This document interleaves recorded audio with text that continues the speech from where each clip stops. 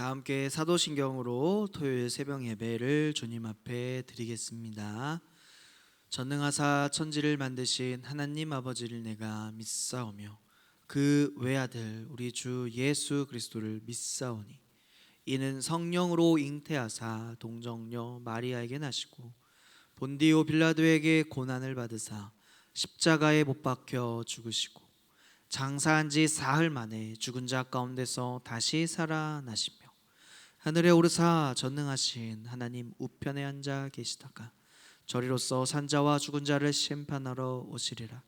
성령을 믿사오며 거룩한 공예와 성도가 서로 교통하는 것과 죄를 사하여 주시는 것과 몸이 다시 사는 것과 영원히 사는 것을 믿사옵나이다. 아멘. 다 함께 찬송가 302장 함께 찬양하겠습니다. 내 주 하나님 넓고 큰 은혜는 저 큰 바다보다 깊다. 너 곧 닷줄을 끌러 깊은 데로 저 한가운데 가보라. 언덕을 떠나서 장파에 배 띄워 내 주 예수 은혜의 바다로 내 맘껏 져가라. 왜 너 인생은 언제나 거기서 저 큰 바다 물결 보고 그 밑 모르는 깊은 바닷속을 한 번에 하려 안 보나.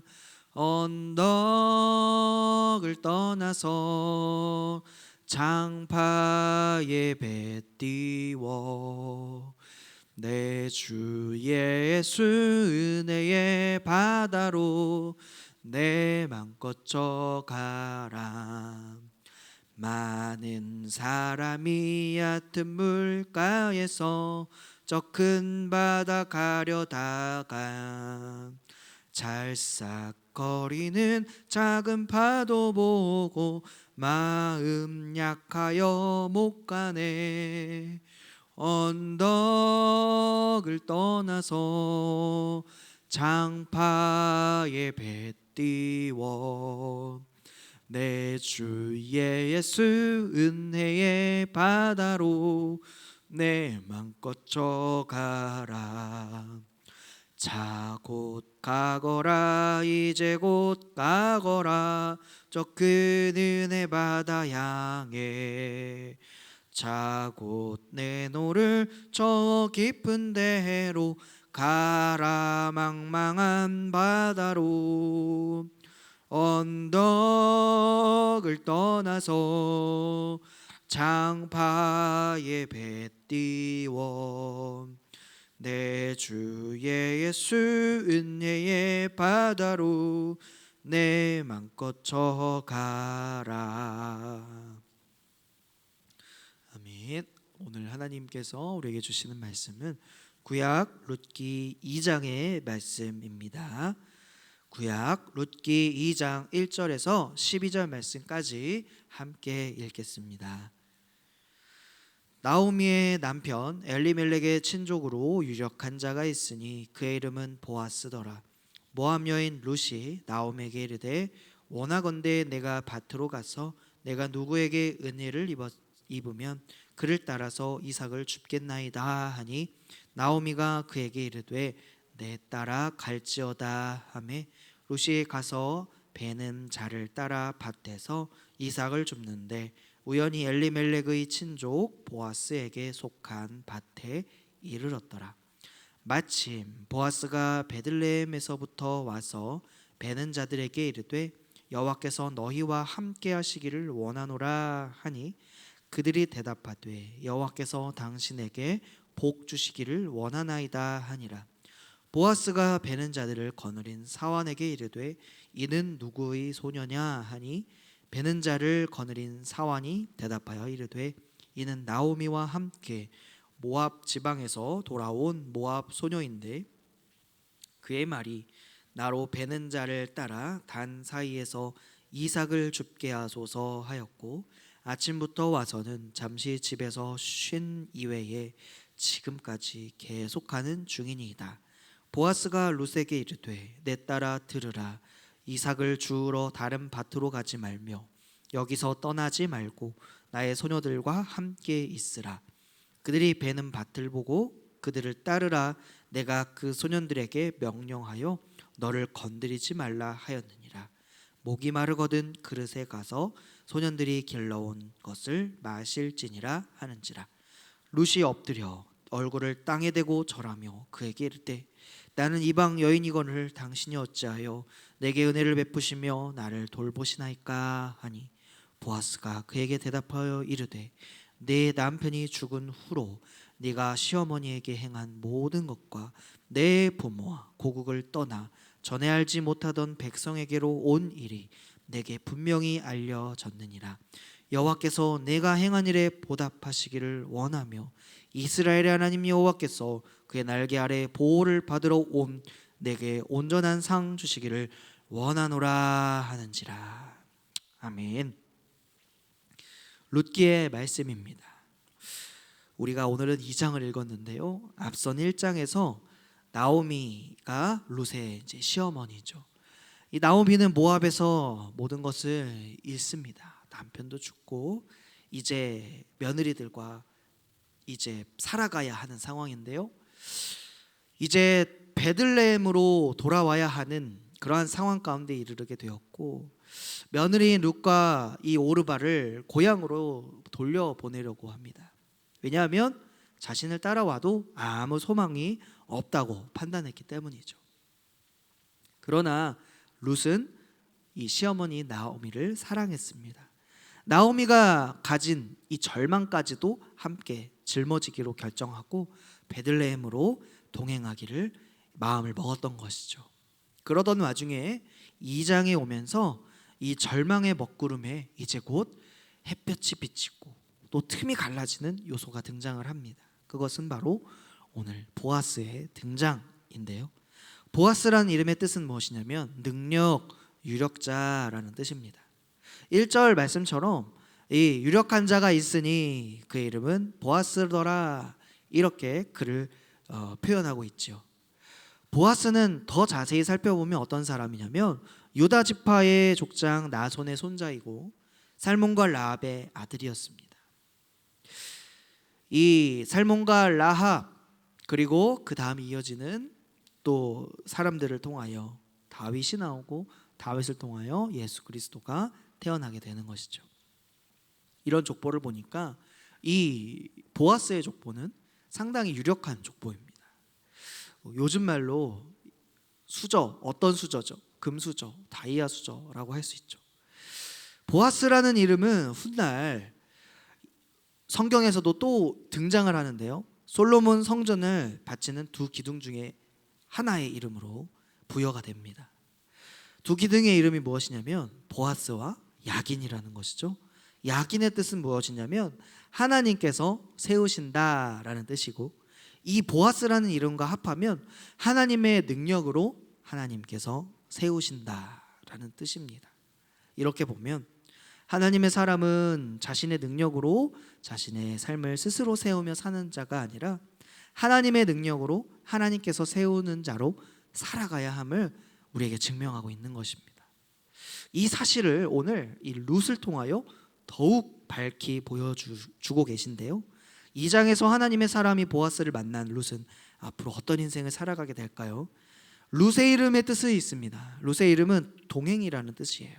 특별히 이 룻의 이름을 통하여 하나님은 그녀와 함께 우리가 어떠한 삶을 살아가기를 원하시는지 말씀을 통하여 볼 텐데, 첫 번째는 그녀의 겸손함으로 그녀는 하나님과 동행합니다.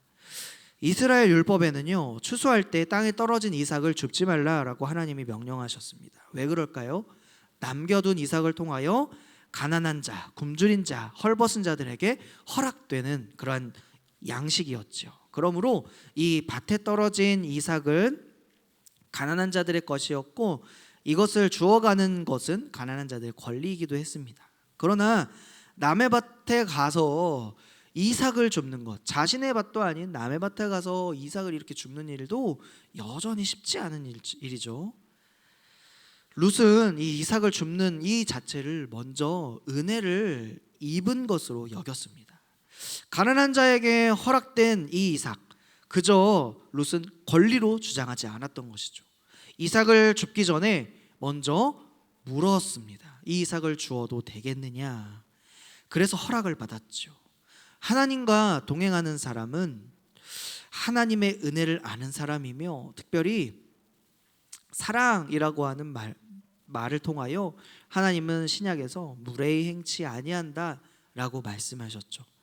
이 이삭은요, 당연히 주어지는 권리와 당연히 주어지는 어떠한 특권이 아니라 바로 은혜로 주어지는 것입니다.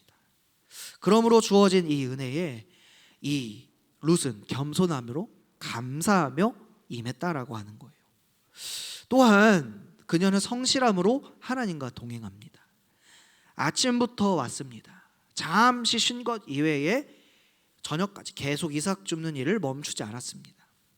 시어머니 나오미의 목까지 모아야 했기 때문이기도 하죠. 할 수만 있다면 하루에 먹을 것 이상을 모으기를 원했을 겁니다. 그래서 룻은 성실하게 자기 손으로 자기가 준비한 그 곡식을 가지고 양식을 해먹기를 원하는 거였죠. 하나님과 동행한다라는 그 사실은 무엇으로 알 수 있을까요? 삶의 성실함을 통하여 또 알 수 있는 것이죠. 이 모습은 교회 안에서의 모습뿐만 아니라 삶의 현장에서도 게으름을 피우지 않는 모습으로 나오게 됩니다. 누가 보든지 보지 않든지 자기 일을, 주어진 일을 열심히 하는 것이죠.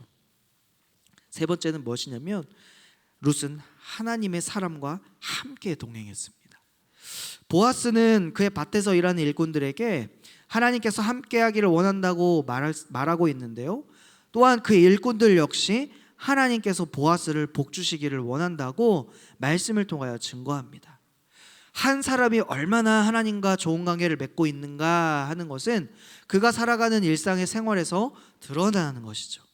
어떻게 말하고 어떻게 행동하는지를 우리가 보고 알게 되면 그가 하나님을 어떻게 섬기는지를 짐작할 수가 있는 것이죠. 밭에서 이삭을 줍고 있는 이 가난한 여인에게 무려 한 지파의 족장 같은 이 보아스의 관심을 기울이는 것은 결코 흔한 일도 쉬운 일도 아닙니다. 그러나 하나님으로 가득 찬 사람, 하나님의 은혜와 하나님의 긍휼로 가득 찬 사람, 그 사람은 늘 사람들에게, 영혼에게 관심을 두는 것이죠. 보아스와 룻의 만남은 아름다운 이 하나님의 사람들의 만남이었습니다. 성도의 만남이 바로 이러한 만남이 되기를 축복합니다. 우리 각자가 먼저 하나님 앞에 바로 서 있으면 그 만남은 아름다워질 수밖에 없습니다. 룻과 보아스의 만남은 어떤 만남이었죠? 우연히 룻은 그 자리에 갔지만 마침 보아스는 이렇게 만남을 이루어내고 있습니다. 우연히와 마침에 의해 이루어지고 있는 것이죠. 룻이 보아스의 밭에서 이삭을 줍는 그 정확한 시간에 보아스가 등장을 해야 합니다. 이것은 분명히 룻과 보아스의 입장에서는 우연일 수 있습니다. 그러나 오늘 이 말씀, 이들과 함께 하시는 하나님의 관점에서는 우연이 아니라 이것은 바로 섭리인 것이죠. 보아스와 룻을 통해서 이스라엘의 왕이 될 다윗이 태어나고, 예수님이 태어나는 그 모든 것이 우연일까요? 그렇지 않죠. 그것은 바로 하나님의 예비하신 섭리였던 것입니다. 이 말씀을 기억하면서 오늘 우리 하루를 어떻게 살아가야 할까요? 우리 스스로의 힘이 아니라 하나님께서 주시는 능력으로 살아가시기를 축복합니다. 룻을 통하여 겸손하게 하나님과 동행하는 것뿐만 아니라 성실하게, 그리고 하나님의 사랑과 언제든지 함께하려고 하는 마음들, 그 마음이 우리 가운데 있기를 소망합니다.